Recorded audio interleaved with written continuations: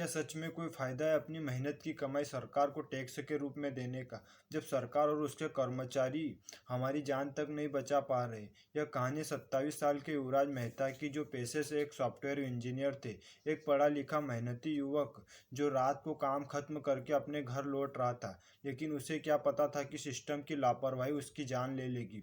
आधी रात करीब 12:30 बजे युवराज अपनी गाड़ी से ग्रेटर नोएडा वेस्ट में घर जा रहे थे।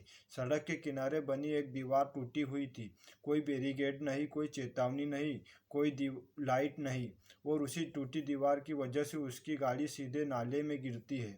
अब किसी भी डेवलपिंग देश में क्या होता है, तुरंत रेस्क्यू टीम आती है, आदमी को बाहर निकालती है, एम्बुलेंस में डालती है, मेडिकल सपोर्ट मिलता है। लेकिन इस केस में सुनिए क्या हुआ।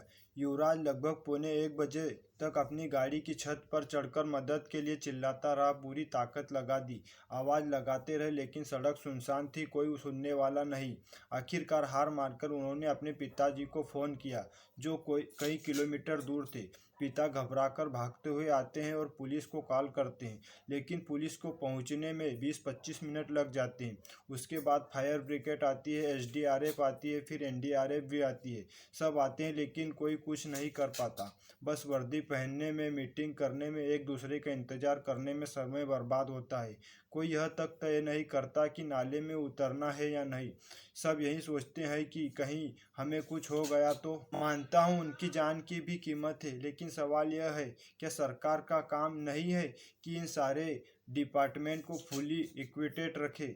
यह एक्सीडेंट हुआ है नोएडा अथॉरिटी की लापरवाही की वजह से, जहां फाग की वजह से ब्लाइंड स्पॉट नज़र ही नहीं आया, वहीं वहां टूटी दीवार छोड़ दी गई और उसी वजह से युवराज की गाड़ी नाले में गिर गई।